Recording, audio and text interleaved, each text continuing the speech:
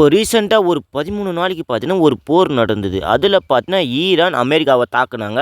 So America பார்த்தீங்கன்னா Israel கூட ஒண்ணா சேர்ந்து பார்த்தீங்கன்னா ஈரானை தாக்கியிருப்பாங்க. அதோட எஃபெக்ட்டை தான் இப்போ கொடுத்துக்கிட்டு இருக்குன்னு சொன்னா உங்களால நம்ப முடியுதா? அமெரிக்கால இருக்கிற ரொம்பவும் பணக்கார லிஸ்ட்ல இருக்கிற எலன் மஸ்க் அவங்களோட ஸ்டார்லிங்கை பார்த்தீங்கன்னா ஈரான்ல பேன் பண்ணிட்டாங்கன்னு சொன்னா உங்களால நம்ப முடியுதா? ஒரு போருக்காக இவ்வளோ பெரிய நெட்வொர்க்கே பார்த்தீங்கன்னா பேன் பண்ணுற அளவுக்கு அங்கே என்ன நடந்திருக்கு எல்லாத்தையும் நான் உங்களுக்காக சொல்கிறதுல எக்ஸைட்டடாக இருக்கேன். ஸோ மறக்காமல் வீடியோ லைக்கை கொடுத்துட்டு உங்கள் ஃப்ரெண்ட்ஸுக்கு யாராவது ஷேர் பண்ணிட்டு சந்துரு டாக்ஸில் சப்ஸ்கிரைப் பண்ணி வச்சுங்க. நிறைய பேர் சப்ஸ்கிரைப் பண்ணாமல் லைக் பண்ணாமல் பார்க்குறீங்க. கொஞ்சம் வருத்தமாக இருக்குது. மறக்காமல் இந்த வீடியோ செக் பண்ணுங்கள்.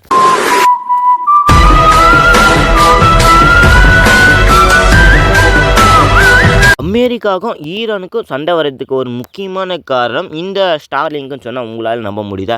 அதாவது பார்த்தீங்கன்னா இந்த ஸ்டார்லிங்க்குள்ளே இருக்கிற மெசன்ட் ஊடுருவி, ஸோ இந்த ஒரு ஊடுருவியால் தான் அமெரிக்காவுக்கும் ஈரானுக்கும் பார்த்தீங்கன்னா சண்டை வந்திருக்குன்னு பார்த்தீங்கன்னா சொல்லியிருக்காங்க.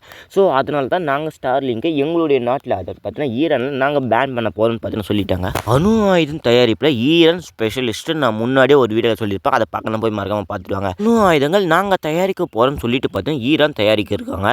ஸோ அவங்கள பார்த்தீங்கன்னா இஸ்ரேல் எந்த காரணமும் இல்லாமல் பார்த்தீங்கன்னா தாக்கிட்டு இருக்காங்க. ஸோ 3 மையங்கள் மேலே அணு ஆயுதங்கள் தயாரிக்கிற மையங்கள் மேலே பார்த்தீங்கன்னா இஸ்ரேல் ஈரான் மேலே தாக்கிட்டு இருக்காங்க. இதனால தான் இஸ்ரேலுக்கும் ஈரானுக்கும் பார்த்தீங்கன்னா 13 நாள் கொண்ட போர் பார்த்தீங்கன்னா ஆரம்பிச்சுது. அதில் பார்த்தீங்கன்னா அமெரிக்கா பார்த்தீங்கன்னா ஒரு பயங்கரமான என்ட்ரியை இஸ்ரேலுக்காக கொடுத்தாங்க.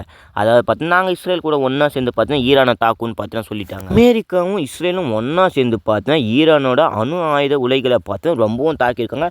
அது ரொம்பவும் டேமேஜாக இருக்குது. ஒன்றுமே இப்போ வேலை செய்யாத அளவுக்கு பார்த்தீங்கன்னா இப்போ நிலைமையில ஈரானோட அணு ஆயுதங்கள் தயாரிப்பு நிலையம் இருக்குது. இந்த சம்பவம் எப்படி நடந்திருக்கு, அதுவும் எப்படி ஈரானுக்குள்ளேயே இருந்துக்கிட்டு ஸோ இந்த மாதிரி வேலையெல்லாம் பண்ணி வச்சுருப்பாங்க, அந்த மாதிரி உளவாளி யார் இருக்காங்க, அது எல்லாத்தையும் பார்த்தீங்கன்னா சர்ச் பண்ண ஆரம்பிச்சிட்டாங்க ஈரானில் இருக்கிறவங்க. ஃபைனலாக பார்த்தீங்கன்னா கண்டுபிடிக்கிறாங்க மெசன்ட். இந்த உளவாளிகள் தான் இதுக்கு முக்கியமான காரணம்னு பார்த்தீங்கன்னா கண்டுபிடிக்கிறாங்க.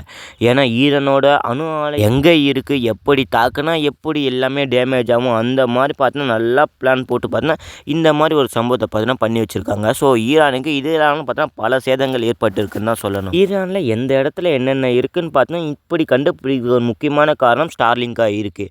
அதாவது பார்த்தா ஸ்டார்லிங்கை வச்சு தான் ஸோ ஈரானில் இந்த இடத்துல அணு ஆலை இருக்குது, அந்த இடத்துல இந்த மாதிரி டிஃப்ரெண்ட்டான வெப்பன்ஸ்லாம் யூஸ் பண்ணிக்கிட்டு இருக்காங்க, தயாரிச்சுக்கிட்டு இருக்காங்கன்னு பார்த்தீங்கன்னா பல விஷயத்தில் பார்த்தீங்கன்னா தேடி கண்டுபிடிச்சிருக்காங்க. ஸோ அதனாலே பார்த்தீங்கன்னா நாங்கள் ஸ்டார்லிங்கை பேன் பண்ண போகிறோன்னு பார்த்தீங்கன்னா உச்சபட்ச தலைவர் ஈரானோட உச்சபட்ச தலைவர் அலி கமோனி இவங்க பார்த்தீங்கன்னா சொல்லியிருக்காங்க. அதுக்கப்புறம் என்ன ஸ்டார்லிங்கோட தடை, அதாவது பார்த்தீங்கன்னா சேவை பார்த்தீங்கன்னா நாங்கள் சட்டப்படி நிறுத்த போகிறோன்னு பார்த்தீங்கன்னா சொல்லியிருப்பாங்க அலி கமோனி. அதுக்கப்புறம் அதை பார்த்தீங்கன்னா பேனும் பண்ணிட்டாங்க. ரூல்ஸ் அண்ட் ரெகுலேஷன்லாம் போட்டாச்சு. அதை மீறியும் பயன்படுத்தினால் ஈரானில் இருக்கிற மக்கள் அதை எப்படியாச்சும் யூஸ் பண்ணணும்னு நினச்சி யூஸ் பண்ணாக்கா நாங்கள் என்ன பண்ணுவோம்னா 2 ஆண்டுகள் வரை சிறை தண்டனை நாங்கள் கொடுப்போம்னு பார்த்தா சொல்லியிருப்பாங்க.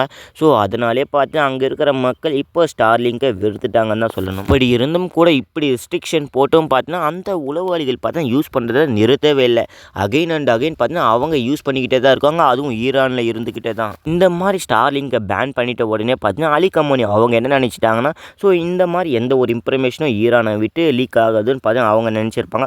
ஸோ அந்த ஒரு காரணத்தினால தான் ஸ்டார்லிங்கை பேன் பண்ணதுக்கு ஒரு காரணமாக இருக்குது. ஆனாலும் இந்த சேவையை யாருன்னா யூஸ் பண்ணிட்டாங்கன்னா அகெயின் யாருன்னா ஸ்டார்லிங்கை யூஸ் பண்ணிட்டாங்கன்னா ஸோ தேடி வேட்டையாடுன்னு பார்த்தீங்கன்னா அலி கமோனி சொல்லிட்டாங்க. இந்த ஒரு வீடியோ நினச்சி நீங்கள் என்ன சொல்ல போகிறீங்கன்னு மறக்காமல் கமெண்ட்ல சொல்லிட்டு இந்த ஒரு வீடியோ பிடிச்சா லைக்கை கொடுத்துட்டு உங்கள் ஃப்ரெண்ட்ஸுக்கு எல்லாரும் ஷேர் பண்ணுறது சந்திர டாக்ஸில் சப்ஸ்கிரைப் பண்ண வச்சுங்க. சரிங்க, நிறைய பேர் சப்ஸ்கிரைப் பண்ணாமல் லைக் பண்ணாமல் பார்க்குறீங்க, கொஞ்சம் வருத்தமாக இருக்குது. மறக்காமல் வீடியோ முழுசானாச்சு பாருங்கள். ஸோ சப்ஸ்கிரைப் பண்ணிட்டு லைக் பண்ணிட்டு பாருங்கள். அடுத்த வீடியோவில் சந்திக்கலாம்.